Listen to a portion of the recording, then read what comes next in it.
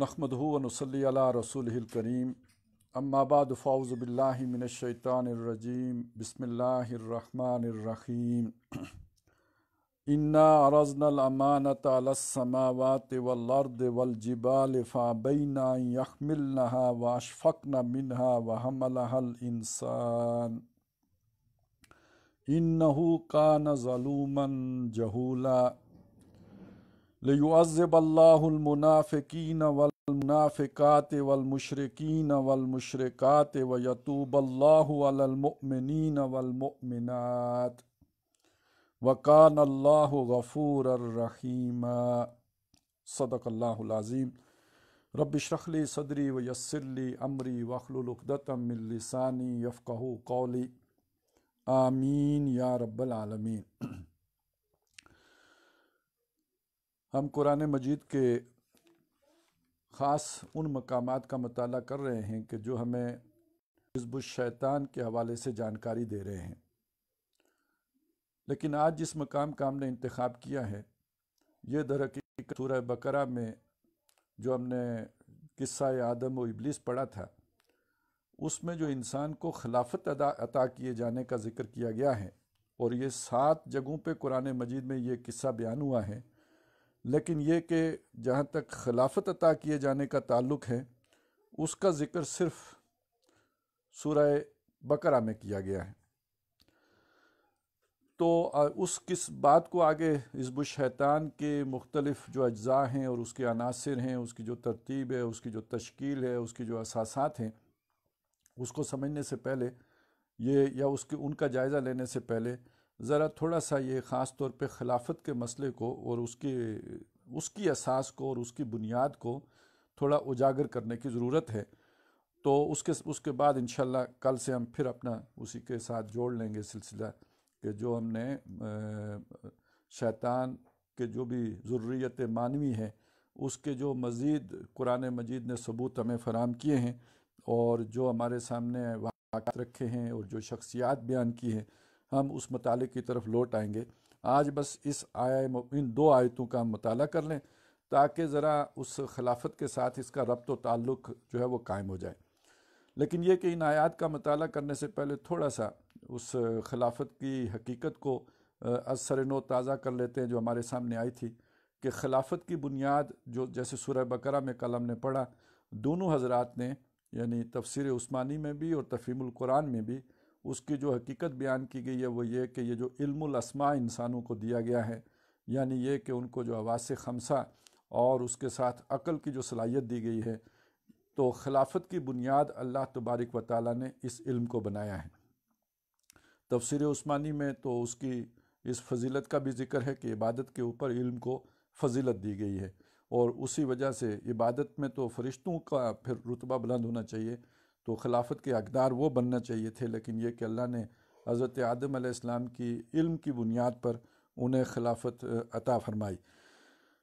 फिर ये खिलाफत हमें मालूम है अल्लाह की तरह की ये नियाबत या जाननशीनी उन ख़ास लोगों के पास रही है इंसानों में से। वैसे तो अल्लाह ने औलाद आदम को अता की, लेकिन उस मनसब पर ख़ास तौर पर अल्लाह ताला उन लोगों को फ़ाइज़ करता रहा जो उसके चुनीदा लोग होते थे, मुजतबा होते थे, मुस्तफ़ा होते थे, यानी अम्बिया अलैहिमुस्सलाम।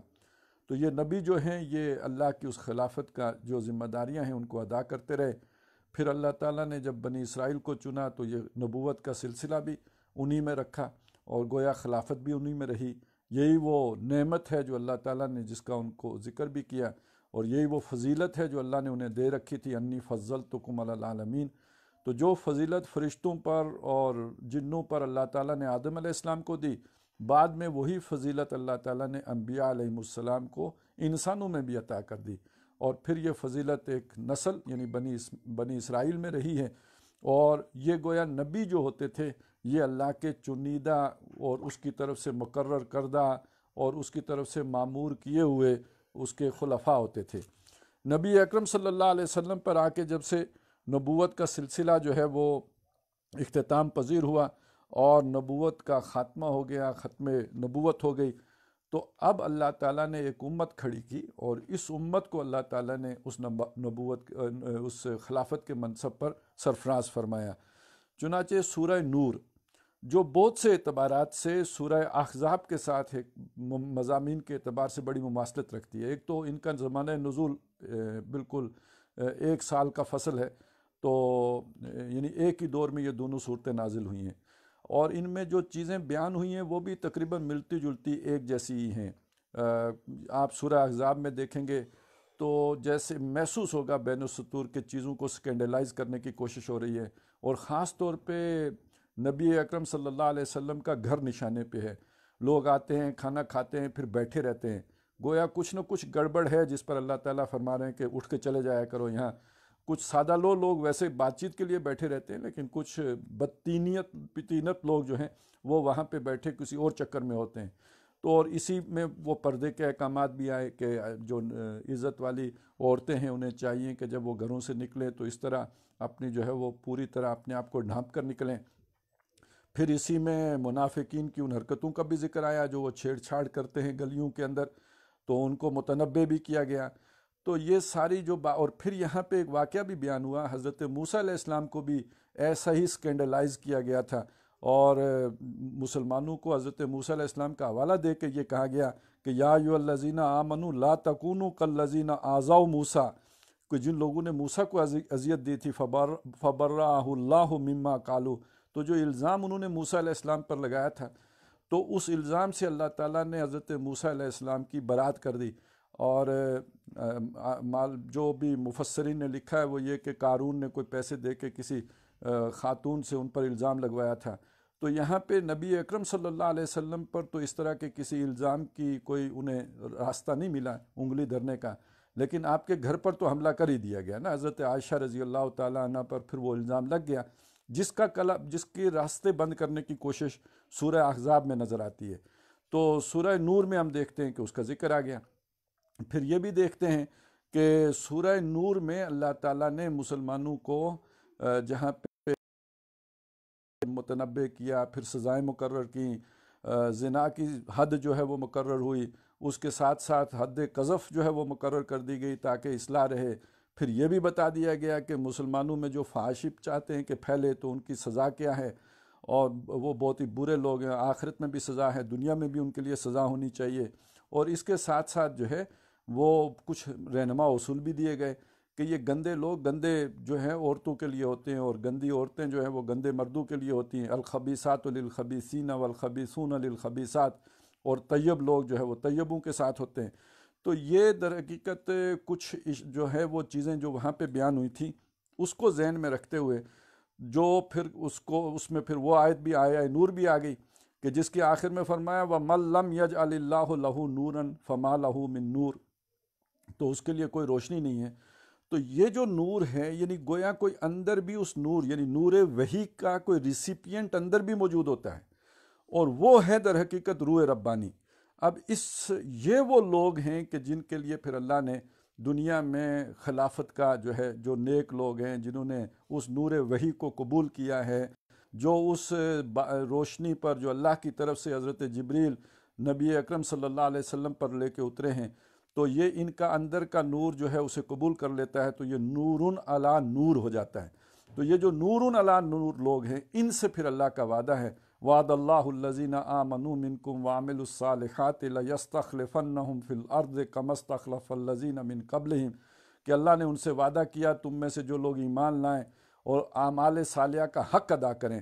وہ اس میں جہاد و قتال بھی شامل ہے۔ یہ نہیں کہ اعمال صالحہ بس صرف تسبیح و تحمید ہے جیسے فرشتوں نے سمجھا تھا، اس میں جہاد و قتال بھی شامل ہے۔ تو جو ان سارے مراحل سے گزریں ان سے اللہ کا پکا و پختہ وعدہ ہے۔ ہاں جانچ پرکھ ہوگی کہ اس پہ پورے اترتے ہیں یا نہیں۔ وَلَنَبْلُوَنَّكُمْ بِشَيْءٍ مِّنَ الْخَوْفِ وَالْجُوعِ وَنَقْصٍ مِّنَ الْأَمْوَالِ وَالْأَنفُسِ وَالثَّمَرَاتِ، لیکن جو اس پہ پورا اترا وَبَشِّرِ الصَّابِرِينَ کہ ان سے پھر اللہ کی بشارت ہے، خوشخبری ہے آخرت میں جنت کی اور دنیا میں خلافت کی۔ لَيَسْتَخْلِفَنَّهُمْ کہ وہ لازماً ان کو خلافت عطا کرے گا، كَمَا اسْتَخْلَفَ الَّذِينَ مِن قَبْلِهِمْ جیسے کہ اس نے عطا دی تھی ان کو جو ان سے پہلے گزرے ہیں۔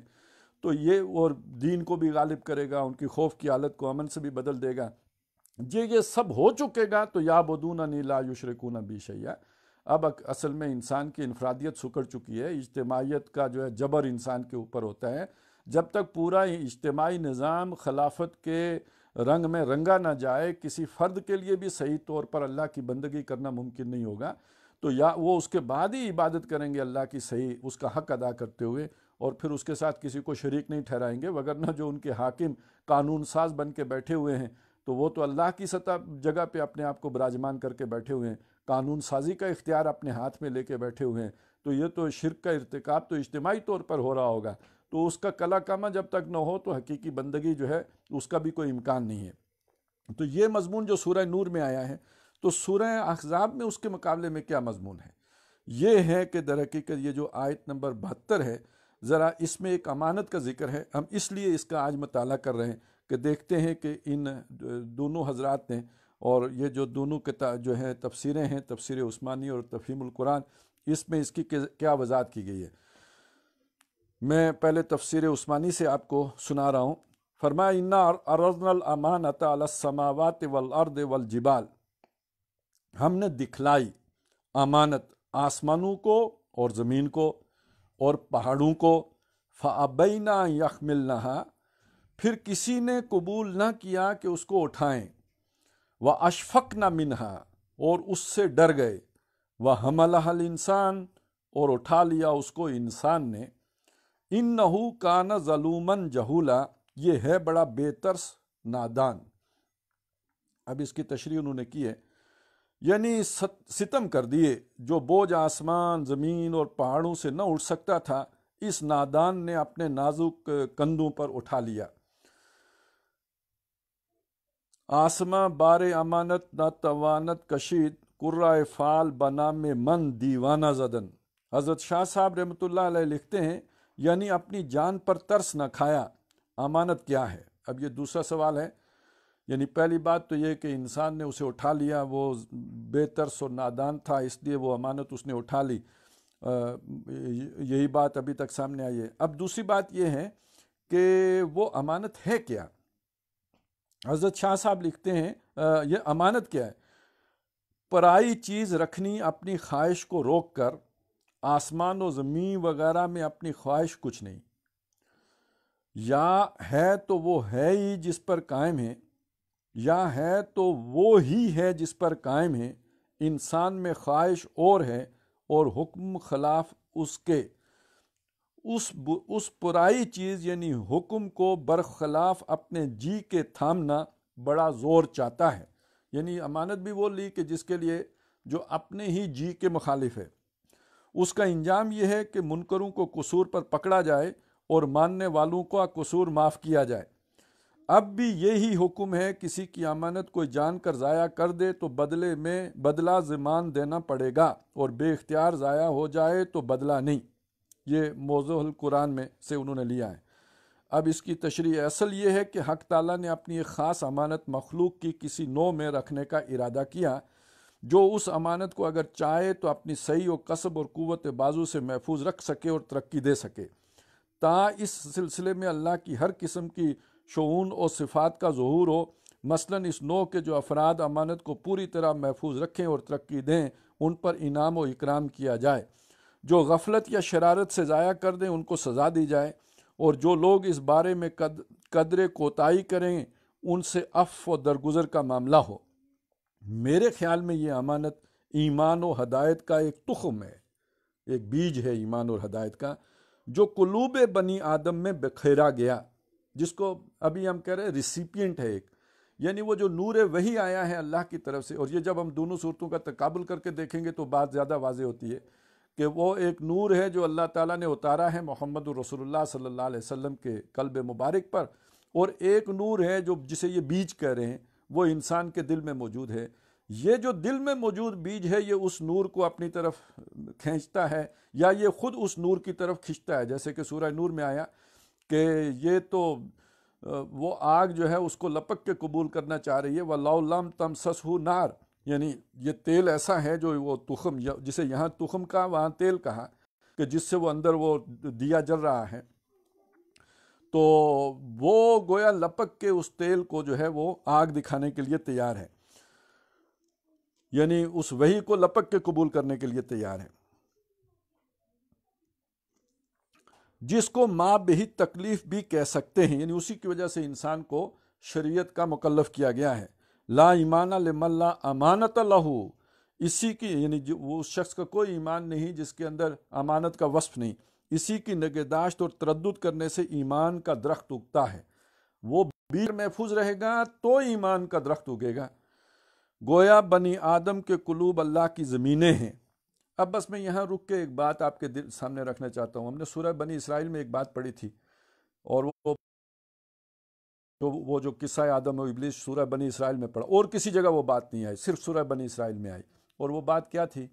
کہ شیطان کو جو اللہ تعالیٰ نے اور بہت سے اختیارات دیے ہیں، ان میں سے ایک اختیار یہ بھی دیا ہے کہ وَشَارِكْهُمْ فِي الْأَمْوَالِ وَالْأَوْلَادِ، ان کے ساتھ تم مشارکت کرو، ان کے مالوں میں بھی اور ان کی اولاد میں بھی۔ میں نے اسی موقع پہ عرض کیا تھا کہ مالوں کی مشارکت تو مال حرام ہے، وہ اس میں شیطان کی شرکت ہو گئی۔ تو وہ اولاد کون سی ہے جس میں شیطان کی شرکت ہوگی؟ تو وہ اولاد ہے جسے آج born without any wedlock کہتے ہیں۔ اب آپ سوچنے کی بات یہ ہے کہ مال حرام میں برکت نہیں ہے،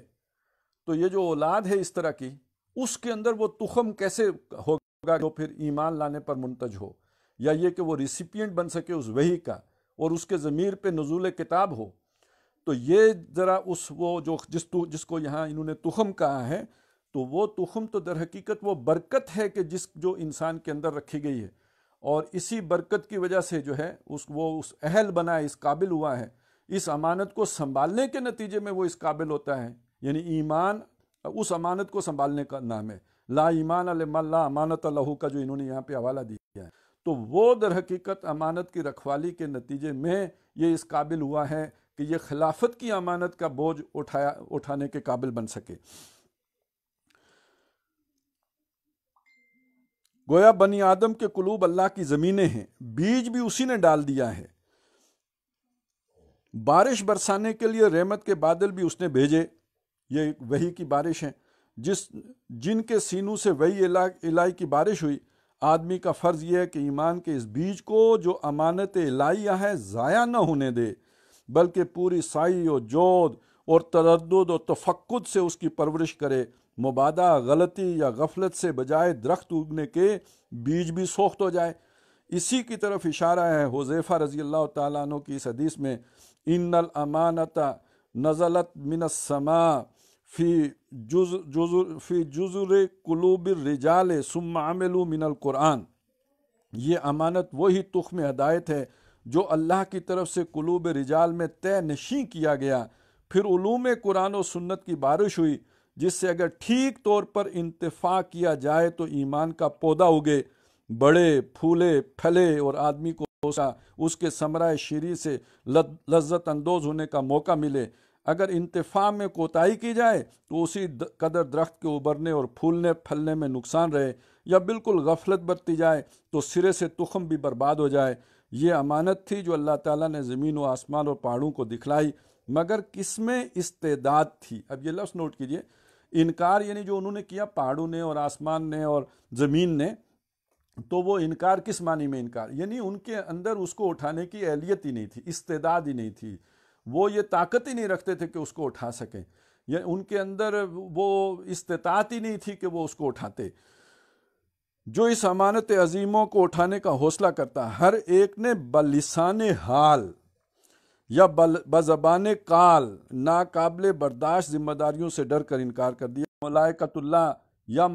جو مخلوق ان چیزوں کے حاصل کرنے کی صلاحیت ہی نہیں رکھتی، مثلا زمین، آسمان، پہاڑ وغیرہ، ظاہر ہے کہ دونوں اس امانت الہیہ کے حامل نہیں بن سکتے۔ بے شک انسان کے سوا جن ایک نوع ہے جس میں فی الجملہ استعداد اس کے تحمل کی پائی جاتی ہے، اور اسی لیے وما خلقت الجن والانس الا لیعبدون میں دونوں کو جمع کیا گیا۔ لیکن انصاف یہ ہے کہ ادائے حق کے امانت کی استعداد ان میں اتنی ضعیف تھی کہ حمل امانت کے مقام میں چنداں قابل ذکر اور درخور اعتنا نہیں سمجھے گئے، گویا وہ اس معاملے میں انسان کے تابع قرار دیے گئے جن کا نام مستقل طور پر لینے کی ضرورت نہیں۔ واللہ تعالی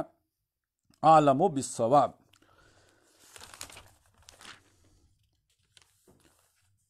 اگر اس سے جو ہم نے پڑھا ہے اس کو ہم ذرا سورہ نور کے ساتھ، اور وہاں چونکہ تمثیلاً اس واقعے کو یا اس سے ملتے جلتے مضمون کو بیان کیا گیا ہے کہ اللہ نور السماوات والارض مثل نورہ کمشکات فیہا مصباح المصباح فی زجاجہ الزجاجۃ کأنہا کوکب دری یوقد من شجرۃ مبارکۃ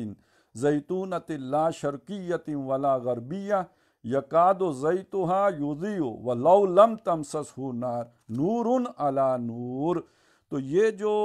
بارش ہو رہی ہے وہی کی، یہ بارش جس زمین کو سیراب کرتی ہے اس میں ایک تخم رکھا گیا ہے اللہ کی طرف سے، وہ بھی نورانی ہے، اور یہ دونوں ایک نور کے اوپر دوسرا نور آ جائے گا، ایک نور وحی ہے، دوسرا وہ نور فطر۔ مختلف مقامات پر پڑھا، جہاں بعض جگہوں پہ جیسے سورہ ہجر میں، اور اسی طرح سورہ صاد میں، اور پھر یہ کہ سورہ طٰہٰ میں یہ بات کہی گئی کہ یہ سجدہ کب کرایا گیا انسان کو، کہ جب فرشتوں سے کہا گیا کہ اس انسان کو سجدہ کرنا کب، جب میں اسے سنوار چکوں، فَإِذَا سَوَّيْتُهُ وَنَفَخْتُ فِيهِ مِن رُوحِي، اس میں اپنی روح میں سے پھونک چکوں۔ اور میں پہلے یہ وضاحت کر چکا ہوں کہ یہ سویتہ جو ہے آج بھی جب رحم مادر میں تسویہ ہو چکا ہوتا ہے تو فرشتہ لا کے اس کے اندر وہ روح ڈالتا ہے، اور یہ روح جان نہیں ہے، جان تو تسویہ سے پہلے بھی اس کے اندر تھی، وہ تو نطفہ میں بھی تھی، علاقہ میں بھی تھی، مضغہ میں بھی تھی، یہ تسویہ کوئی اور شے ہے، اور تسویہ کے بعد لا کے ڈالے جانے والی جو روح ہے یہ در حقیقت جان کے علاوہ کوئی چیز ہے، اور وہی شے ہے جس کو یہاں پہ تخم قرار دیا گیا ہے۔ ایک دفعہ ایک عالم تھے شاید طالب جوہری، تو انہوں نے اس کا جو ہے وہ مفہوم یہ بیان کیا تھا، انہو کان ظلوما جہولا، یعنی وہ تخم اندر آنے سے پہلے انسان ظالم بھی تھا اور جاہل بھی تھا، اس لیے کہ ترجمے میں تو اس کی گنجائش ہے، کانا کو اگر آپ وہ ماضی کے ساتھ دیکھیں تو انہو کان تامم مانے تو وہ تھا ظالم اور جاہل۔ اب جب اس میں وہ تخم رکھ دیا گیا اور اس کے اندر وہ بیج ڈال دیا گیا اور اس کے اندر وہ روح ربانی جو ہے ودیت کر دی گئی، تو اب انسان جو ہے وہ جاہل نہیں رہا، اب اس کے اندر اللہ تعالیٰ نے وہ سارا علم کا میکینزم بھی وہ نورانیت اس کے اندر ڈال دی ہے۔ آگے فرمایا لیعذب اللہ المنافقین والمنافقات والمشرکین والمشرکات، تاکہ عذاب کرے اللہ منافق مردوں کو اور منافق عورتوں کو، اور شرک کرنے والے مردوں اور عورتوں کو، وَيَتُوبَ اللَّهُ عَلَى الْمُؤْمِنِينَ وَالْمُؤْمِنَاتِ، اور معاف کرے اللہ ایماندار مردوں کو اور عورتوں کو، وَكَانَ اللَّهُ غَفُورًا رَحِيمًا، اور ہے اللہ بخشنے والا مہربان۔ اس کی تشریح انہوں نے کی ہے، میرے نزدیک اس جگہ وَيَتُوبَ اللَّهُ عَلَى الْمُؤْمِنِينَ کے معنی معاف کرنے کے نہ لیے جائیں، بلکہ ان کے حال پر متوجہ ہونے اور مہربانی فرمانے کے لیں تو بہتر ہے، جیسے لَقَدْ تَابَ اللَّهُ عَلَى النَّبِيِّ وَالْمُهَاجِرِينَ میں لیے گئے ہیں، یہ یعنی متوجہ ہونا، مہربان ہونا، عنایت کرنا، بلکہ ان کے حال پر متوجہ ہونے، اور اچھا یہ تو مومنین کاملین کا بیان ہوا، اور کان اللہ غفور الرحیم میں قاصرین اور مقصرین کے حال کی طرف اشارہ فرما دیا، واللہ تعالی عالم۔ نسأل اللہ تعالی ان یتوب علینا ویغفر لنا وسیبنا بالفوز العظیم، انہ جل جلالہ وعم نوالہ غفور الرحیم۔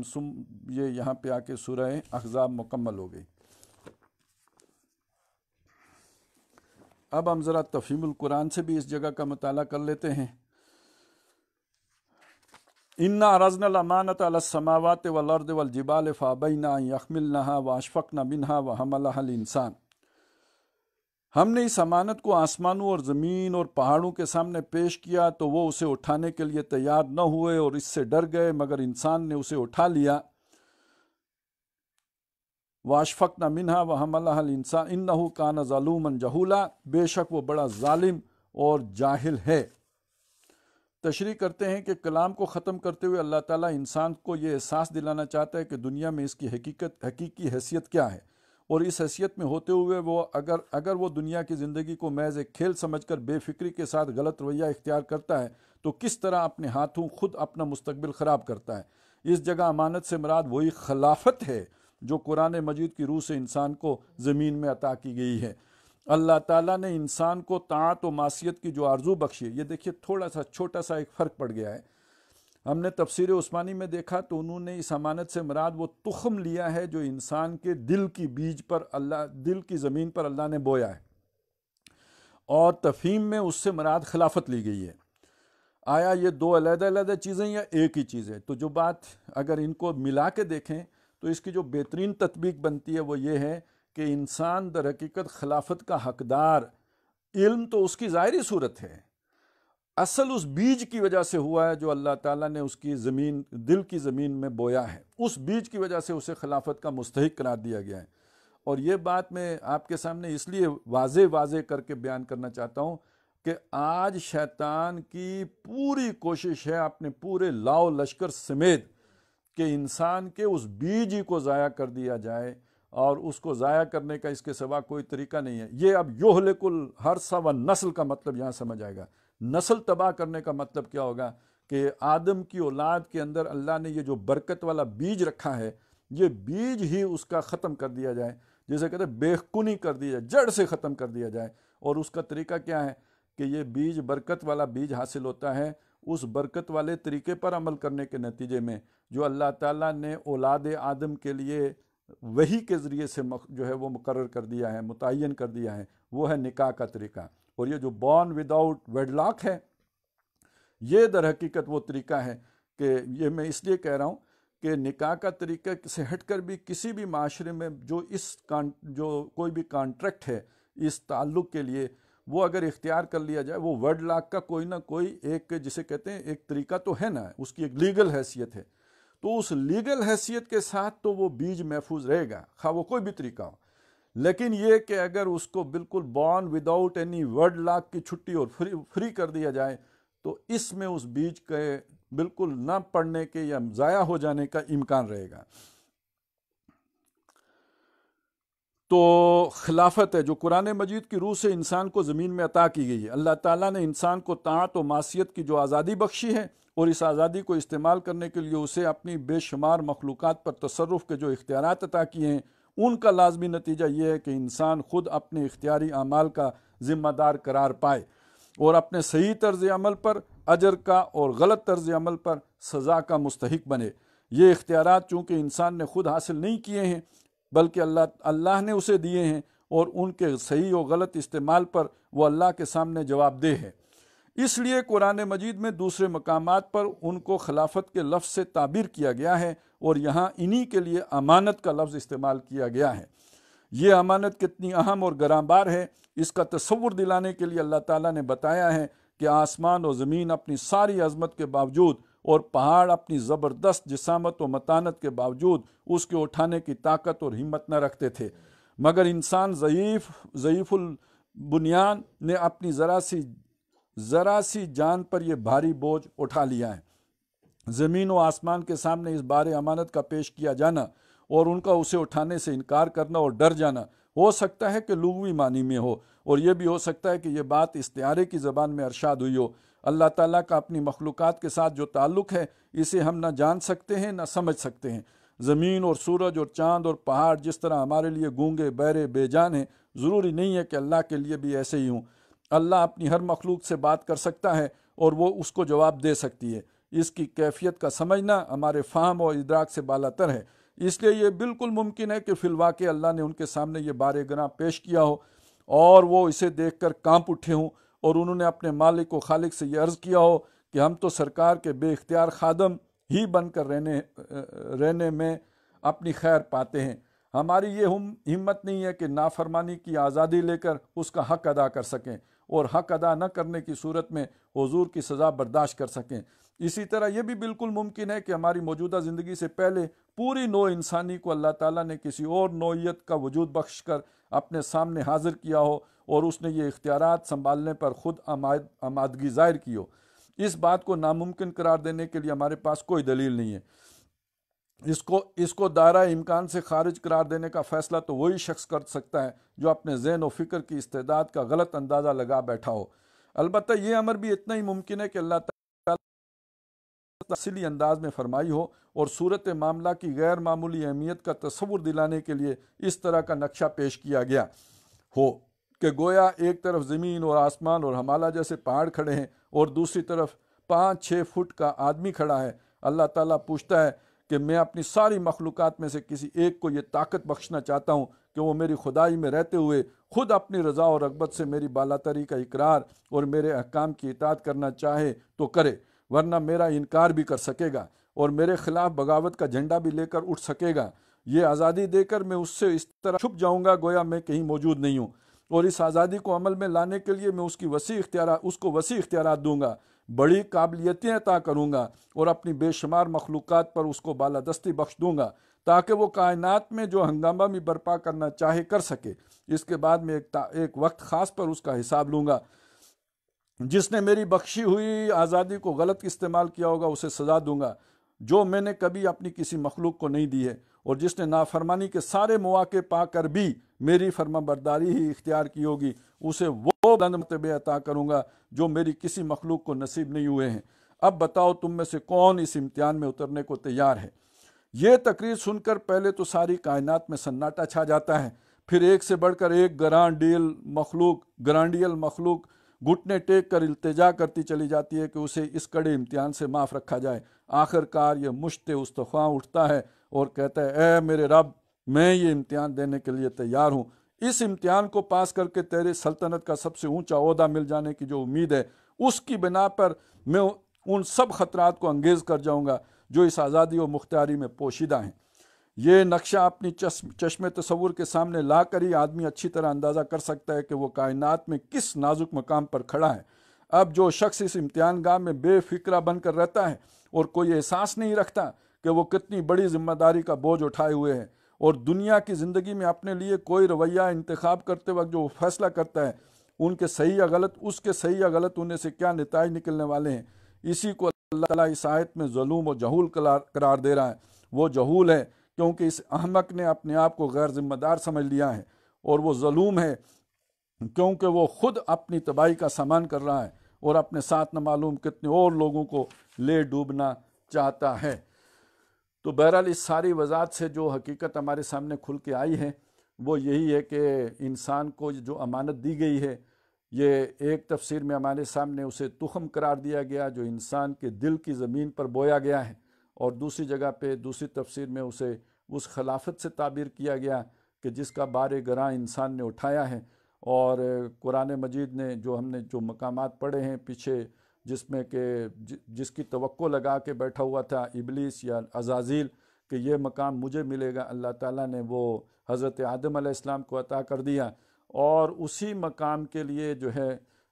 فرشتوں کو بھی کچھ خیال یا اشکال پیدا ہوا جس کی اللہ تعالیٰ نے وضاحت کر دی کہ یہ انسان کو یہ مقام اس کی استعداد کی وجہ سے، اس کی صلاحیت کی وجہ سے دیا گیا ہے۔ لہٰذا ہم دونوں چیزوں کو اگر جوڑ کر دیکھیں تو وہ صلاحیت در حقیقت وہ تخم ہے جو انسان کے اندر بویا گیا، اور وہ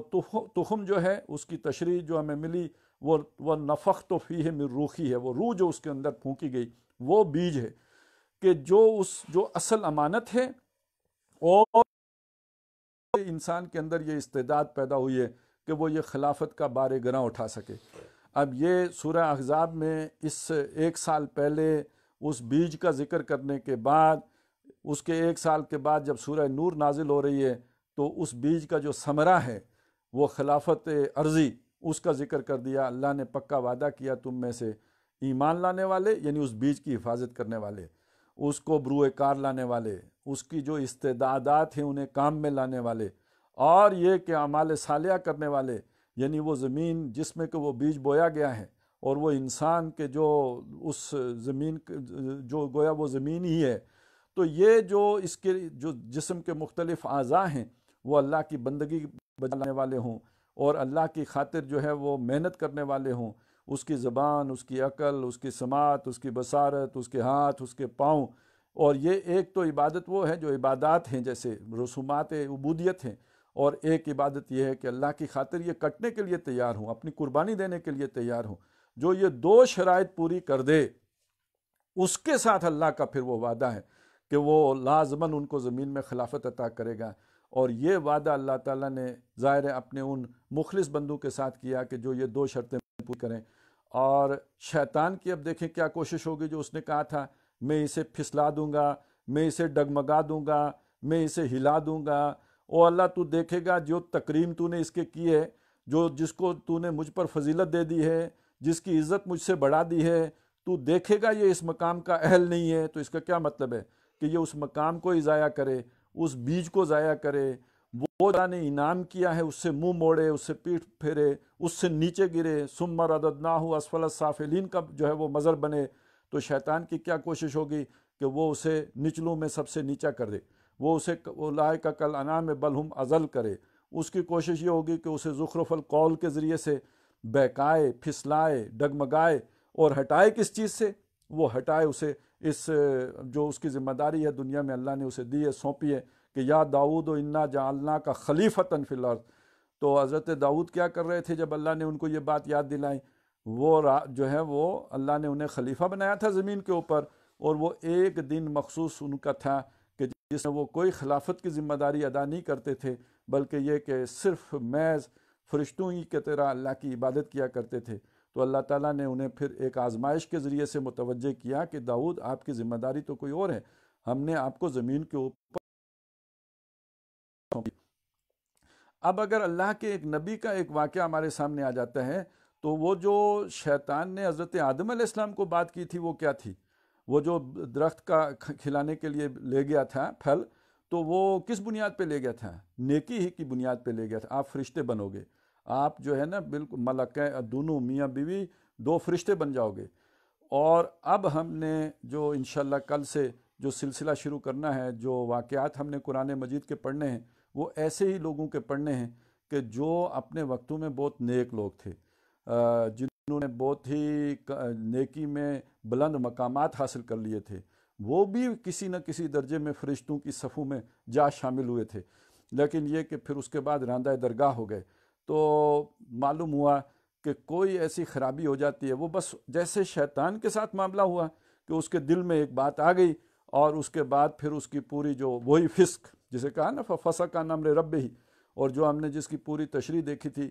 کہ یہ فسق ہے کیا در حقیقت، یہ اللہ کی محبت پر کسی اور کی محبت کا غالب آ جانا، یہ باطنی فسق ہے۔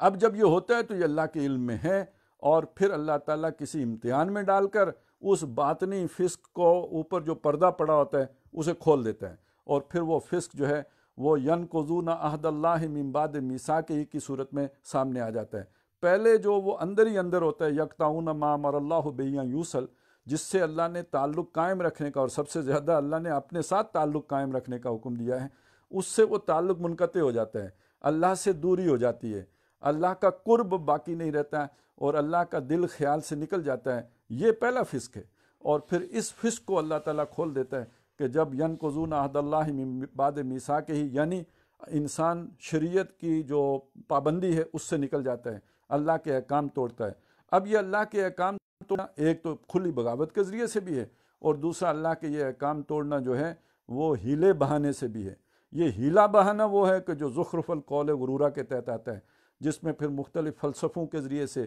مختلف جو ہے وہ طور طریقوں کے ذریعے سے، جن میں سے ایک طریقہ قرآن مجید نے نقل کر دیا کہ اصحاب سبت نے آخر کس طرح کے ہیلے اختیار کر کے اللہ کے ایک حکم کو توڑ مروڑ کے رکھ دیا تھا۔ تو یہ وہ اندرونی فسق پھر اس طرح کسی بھی ذریعے سے ظاہر ہو جاتا ہے، اور اس میں جو سب سے اہم بات ہے، جو ہدف ہے، جو ٹارگٹ ہے، جو مقصود ہے شیطان کا اور اس کی طاقتوں کا اور اس کے سپاہیوں کا، اس کے پیادوں کا اور اس کے سواروں کا، جس کا ذکر سورہ کاف میں، سورہ بنی اسرائیل میں ہم نے پڑھا تھا، ان کا ہدف کیا ہے کہ یہ انسان جس منصب کے لیے پیدا کیا گیا ہے، ثابت یہ کرنا ہے کہ اس منصب کا یہ اہل نہیں تھا۔ تو اللہ تعالیٰ ہمیں ان شیطان کے جو اہداف ہیں،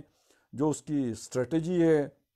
اس کے لیے جو وہ ٹیکٹس استعمال کرتا ہے، ان سب کا جو اللہ نے ہمیں فہم دیا ہے اپنی کتاب میں، جس کا ذکر کیا ہے، اس کو ہمیں سمجھنے کی توفیق عطا فرمائے، تاکہ ہم اپنا اس کی فوجوں کے مقابلے میں اپنا دفاع کر سکیں، اور ساتھ ہی ہماری اصل سٹرنتھ کیا ہے، ہماری اصل طاقت کیا ہے، ہمارے اصل دفاعی ہتھیار کیا ہیں، وہ تخم ہے کہ جو اللہ تعالیٰ نے ہمارے دلوں کی زمین کے اندر بو دیا ہے۔ اس تخم کی، اس امانت کی ہمیں اللہ تعالیٰ حفاظت کرنے کی توفیق عطا فرمائے۔ بارک اللہ لی و لکم فی القرآن العظیم و نفعنی و ایاکم بالآیات والذکر الحکیم۔